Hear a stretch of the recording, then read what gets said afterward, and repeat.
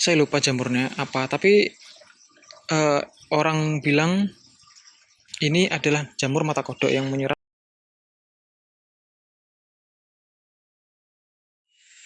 Ya, assalamualaikum warahmatullahi wabarakatuh. Kembali lagi dengan saya Afifuddin di sabganik.id.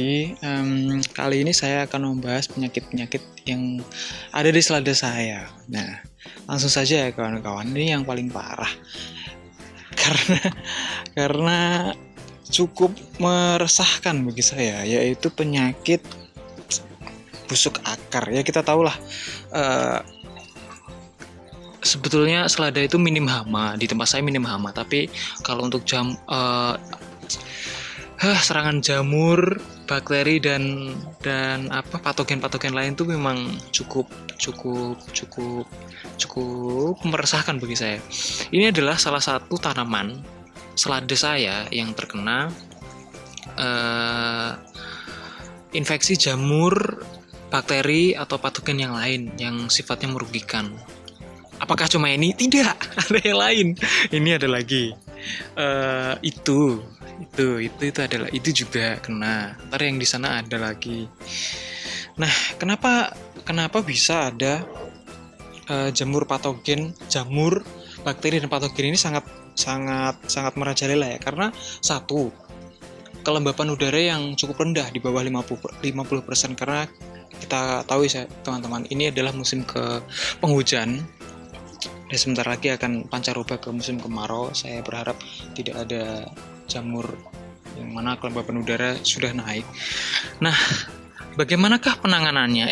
Sebelum itu ini ya kawan-kawan, kalian subscribe dulu ya channel saya. Ini hitung-hitung mendukung saya untuk memberikan sharing-sharing mengenai hidroponik yang lebih banyak lagi. Nah, apakah cuma itu? Enggak. Ini juga apakah cuma bakteri busuk akar saja? Tidak. Ini tuh ada yang namanya jamur. Saya lupa jamurnya apa, tapi orang bilang ini adalah jamur mata kodok yang menyerang di bagian daun. Daun ini. Ini sebetulnya sudah tua, tapi memang wajar sih kalau kena daun. Kalau kena jamur mata kodok, tapi ini yang masih muda pun juga terkena. Yang masih muda, daun-daun belum tua dan banyak yang terkena. Ini yang agak atas masih seger sebetulnya. Udah kena apa namanya? Kena jamur mata kodok. Nah, ini juga kena, banyak yang kena yang jamur mata kodok. Nah, penangannya gimana mas? Saya waktu pertama terkena ini, sebetulnya saya udah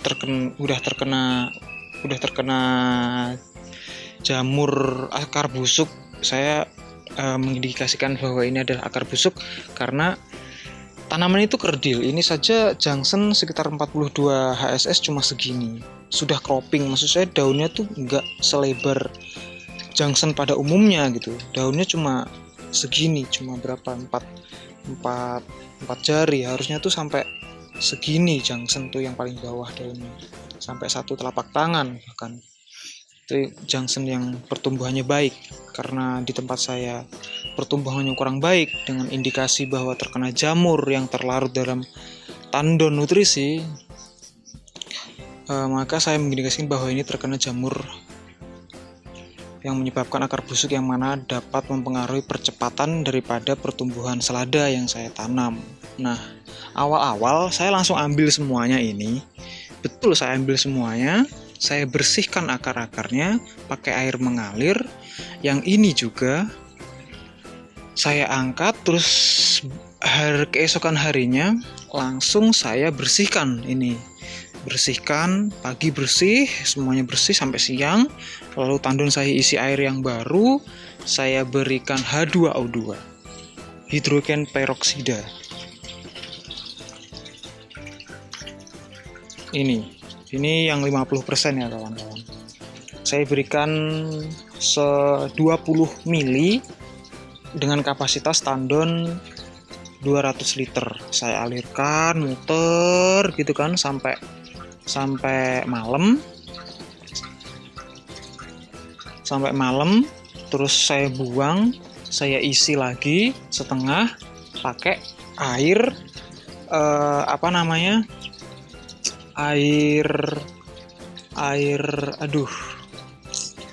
air yang bercampur dengan pembersih lantai gitu. Sebetulnya saya salah sih memasukkan air pembersih lantainya belakangan. Harusnya setelah dibersihkan, urutannya itu yang benar, kita dibersihkan, diberikan air bercampur pembersih lantai, dialirin terus, nanti malamnya diberikan hidrogen peroksida ini sampai pagi, kemudian dikuras lagi tandonnya, diisi pakai air nutrisi, baru tanamannya dimasukkan lagi, dan itu betul-betul efektif. Seminggu kemudian akarnya bertumbuh dengan baik.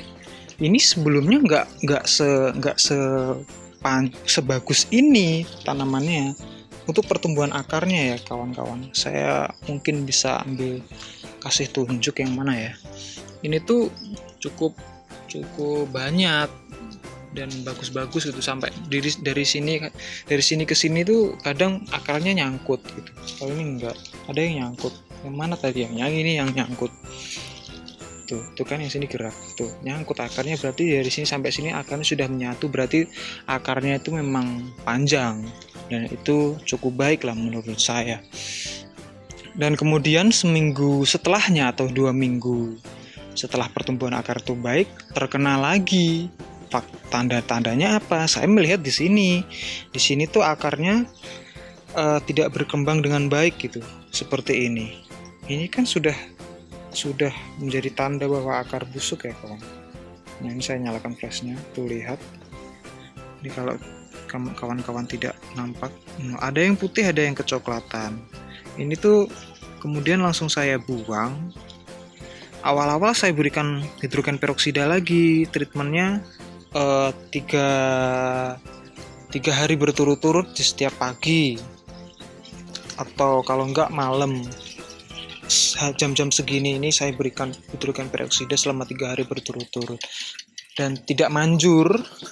Saya tidak manjur, dan ada yang menyarankan untuk memakai agen hayati atau pupuk hayati, fungisida dan bakterisida hayati. Ini saya pakai merek Symbios. Mungkin teman-teman bisa pakai merek yang lain. Nah, yang terpenting itu adalah bakteri yang namanya Pseudomonas fluorescens ini. Teman-teman bisa pakai produk yang mana aja. Trichosi ada. Terus apa lagi ya? Atau mungkin cuma pakai bukan botolan seperti ini, tapi cuma ngambil bakteri yang Pseudomonas fluorescens saja, yang unsur tunggal katakanlah, atau kalau agen aktif. Saya menyebut agen ya ini. Pupuk hayati sebagai agen itu patogen hayati, cuma ngambil yang Pseudomonas fluorescens saja, ya tidak apa-apa, toh juga bisa diperbanyak lagi. Ini juga bisa diperbanyak, tidak harus Symbios, yang penting ada Pseudomonas fluorescens ini yang dapat menekan pertumbuhan daripada jamur, bakteri, dan patogen. Dan sini juga ada Azotobakteri sp, Rhizobus, Trichoderma. Nah, Trichoderma ini untuk memakan sebagai counter jamur mata koda yang terdapat pada daun selada. Nah, Bacillus apresus ini saya kurang tahu, yang 2 ini saya kurang tahu. Yang saya tahu ini dan ini. Ini untuk akar, ini untuk daun. Sisanya juga untuk menghalau bakteri yang ada di akar. Ini baru saya pakai. Ini baru saya pakai hari ini hari pertama. Saya berikan 20 ml juga. Satu tutup botol ini 10 ml. 2 tutup botol untuk 200 liter air mengaliri 2 instalasi ini. Kurang lebih sekitar 500 lubang tanam full ini penuh. Ini treatmentnya akan saya berikan selama 3 hari berturut-turut, kemudian Kalau masih ada jejak-jejak daripada bakteri ini dan jamur yang menyebabkan akar busuk, mungkin sampai 1 minggu, sehari sekali. Untuk perkembangannya bagaimana, nanti kita lihat ya kawan-kawan. Perkembangannya untuk hasil apakah itu agen hayati cocok untuk di tempat saya. Sebetulnya ini cocok-cocokan. Kalau di tempat teman-teman lebih cocok pakai H2O2 ya Pak, gunakanlah H2O2. Tapi kalau sudah pakai agen hayati, pupuk fungisida dan bakterisida yang hayati, itu lebih baik tidak memakai H2O2. Bahkan di stop saja, pakai salah satu saja, karena kalau dua-duanya dicampur maka bakteri atau fungisida yang baik tadi akan mati juga. Kita lihat ya kawan-kawan, itu ya ini bakal tidak akan saya panen karena untuk berlanjutan video-video selanjutnya, walaupun ini sudah membaik di kemudian hari, amin. Jadi ini dari 1, 2, 3, 4, nomor 3 ya, saya nomor 3 dari hitung 3, 1, 2, 3, 4, 5, 6 koordinat 3, 6. Ini yang terkena akar busuk, betul-betul akar busuk, akarnya sedikit, ini dan hitam pada pangkalnya. Ini masih ada akar yang bagus, makanya saya tanamkan lagi. Yang sebelum-sebelumnya betul-betul sudah busuk, kalau saya tarik sudah bondol semua. Yang ini juga bondol, ini kan masih ada akar yang bagus, saya tinggal, kemudian saya masukkan lagi. Kita lihat seminggu atau 2 minggu setelahnya. Ini masih ketiga tapi jurusan deretannya itu angka 6, ke 7, 8, 9, 6, 7, 8, 9, 10, 11, 12, ke 12, 6 dan 12, 36 dan 312. Kedua ini tidak akan saya panen, akan kita lihat efektivitas dari fungisida dan bakterisida hayati ini.